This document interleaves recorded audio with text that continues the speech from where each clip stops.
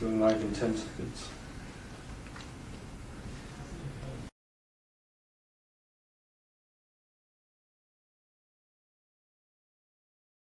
One.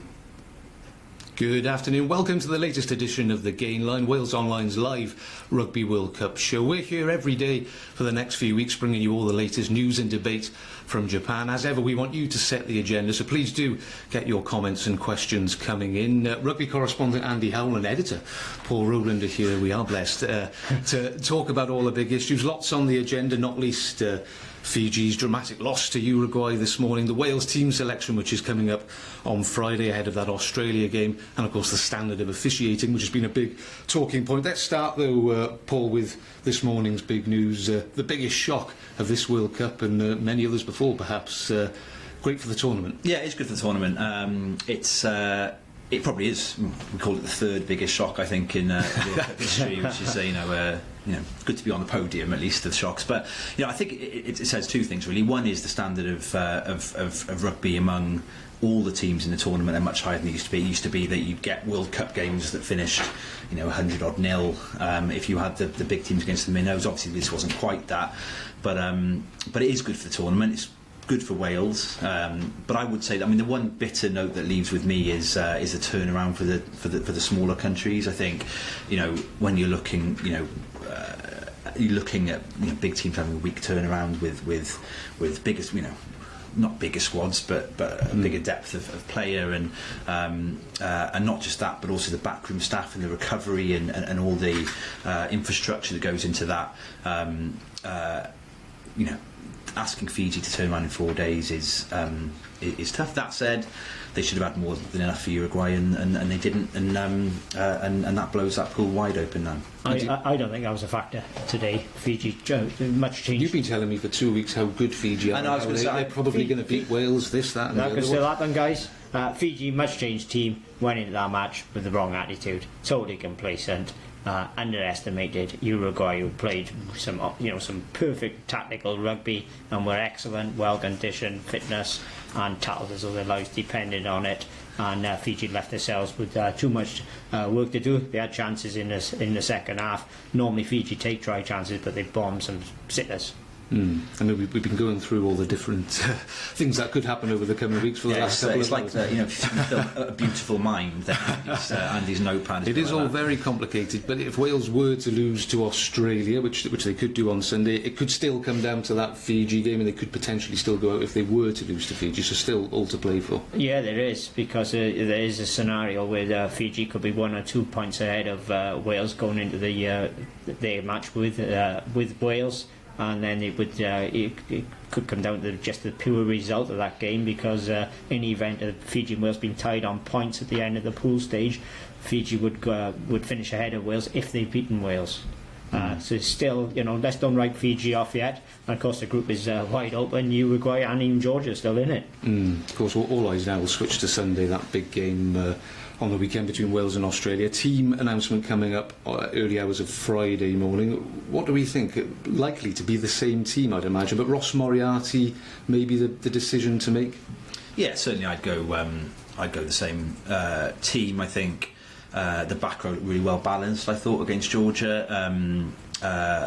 There's a good point the guys were making on the podcast earlier this week about Justin Tipuric, and he tends to have his best games for Wales when there are colleagues alongside him in that back row who tend to do more of the dirty work, allowing him to do all those things he's so effective at in the loose. So I'd go the same. For me, Moriarty kind of reminds me of his sort of Wales career. Reminds me a bit of Andy Powell's on the field, not off the field, in terms of when he came into the team and he was rampaging, and he seemed unrestrainable. I don't know if that's a word, but he just looked like you couldn't keep a leash on him. Obviously, defenders really struggled to contain him, and I don't know, he's obviously had his back problems and he's come back in the team in Six Nations. He was effective in the Six Nations, but he didn't have that kind of sort of monstrous physicality that he had when he came in. I felt, similar to how Andy Powell kind of sort of ended up moving out of the Welsh team as he went through his career. So I think Navidi punched above his weight. I think he's really effective with the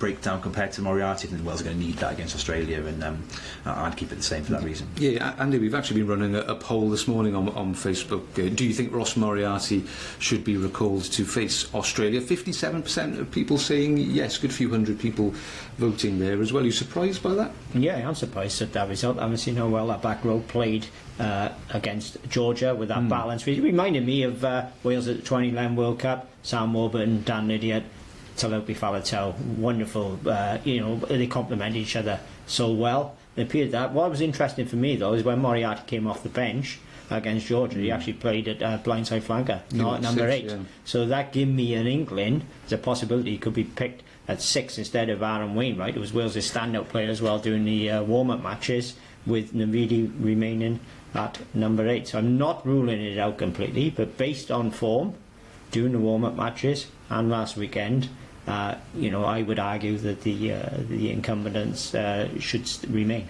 Okay, if you're just joining us, you're watching The Gain Line, which is our live daily Rugby World Cup show. We're talking about the Wales team selection, which is coming up on Friday for that game against Australia on Sunday. A quick comment here from Gary Davis, guys, on Moriarty. He says he believes that Moriarty was just being held back for this big Australia game. That's why he wasn't selected for the opener. Do you think that's right? I think probably not. I think it's not the way Warren Gatland, I don't think, would tend to do things to rest players in an opening game. I think Wales's view would have been wanting to go into that Georgia game and really lay a marker down with their strongest team. So everything else was fully loaded, wasn't it? So it would seem odd to go fully loaded everywhere else and just leave Moriarty out and decide that he's of all the important cogs in that Welsh machine, he's the one that needs saving for a future date.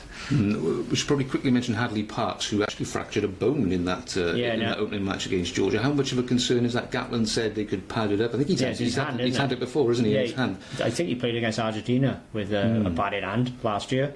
It's going to be it's a gamble, isn't it? If he's got a fracture, in case he has another knock on it, and it gets and it widens, and potentially puts him out of a couple of matches or the rest of the tournament.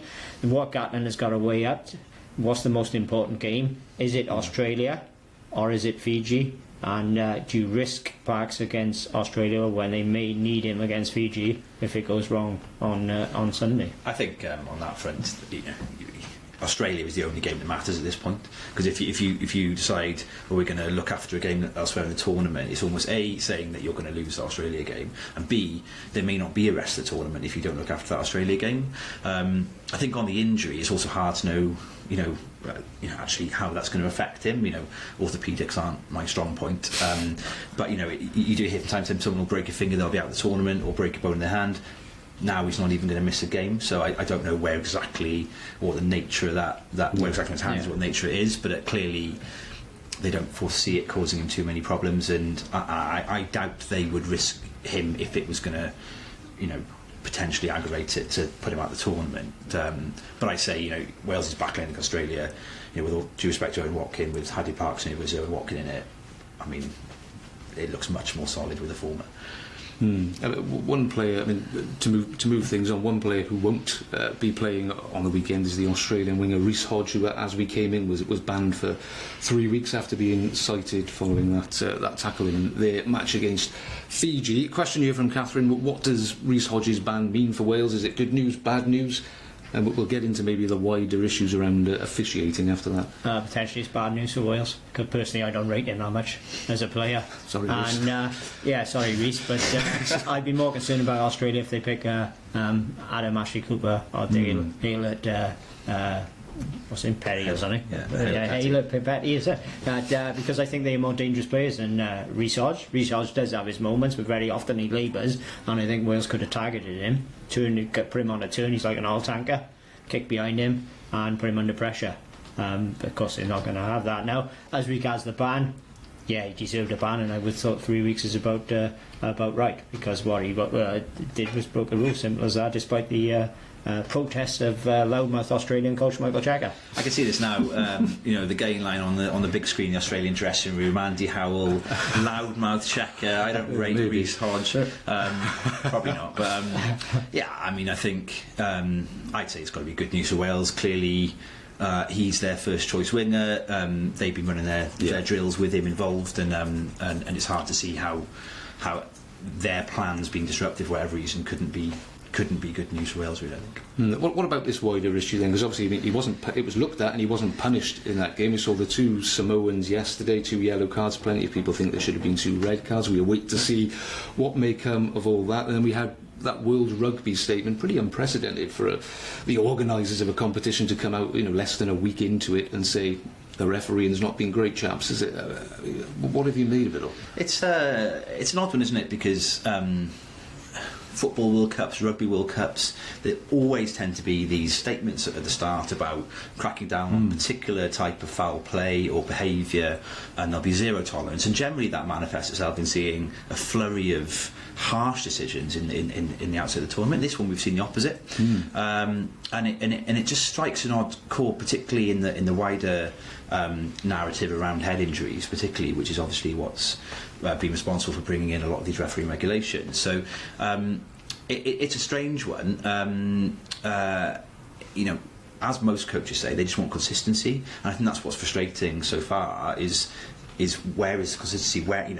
Where is the what is the letter of the law? Well, we know what it is, but it's not being applied, and I think that's a sort of strange situation. These referees, they've spent weeks together before this tournament, more than months. They've spent months going through this and the framework of how to make these decisions, but yet it comes to the game and it's a mess. Well, I think they've been hung out to dry by the World Rugby statement. I thought that was poor management. Surely they should be resolving the issues behind the scenes. I would imagine the morale of referees. Shouldn't they be congratulated instead of hiding behind?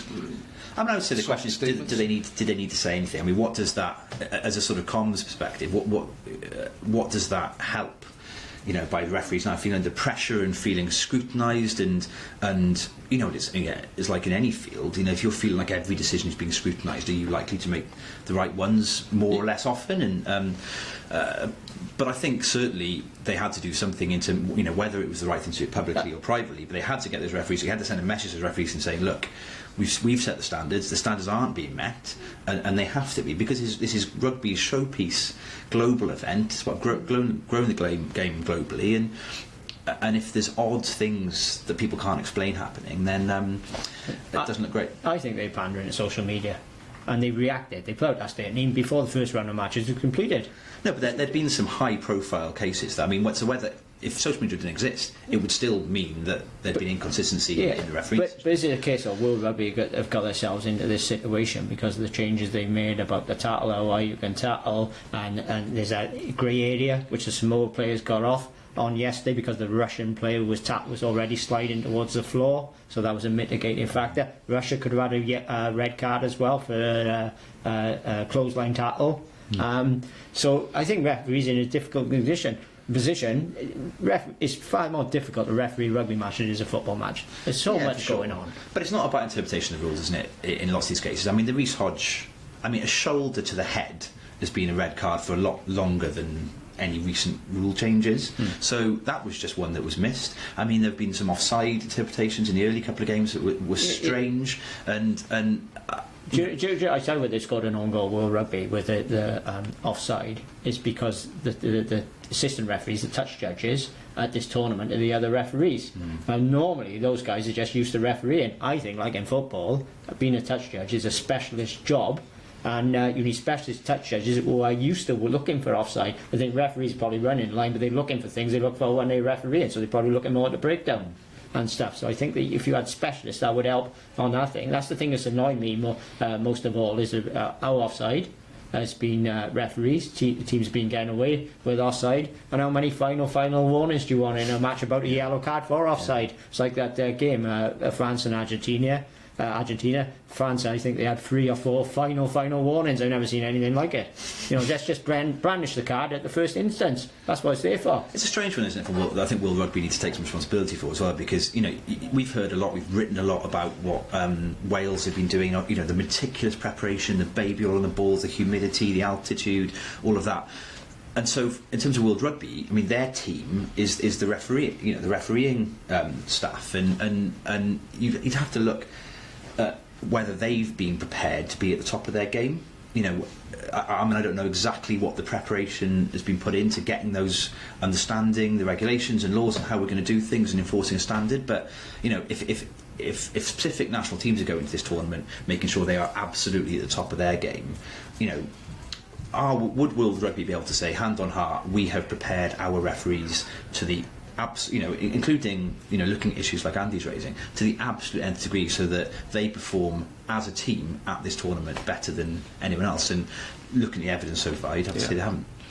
Okay, chaps, I'm sure there's plenty more controversy to come over the next few weeks. We'll leave it there. Thank you for joining us as always. Thank you for your comments. Remember, we'll be back same time, same place tomorrow, and you can follow all the latest news from Japan over on Wales Online. See you next time.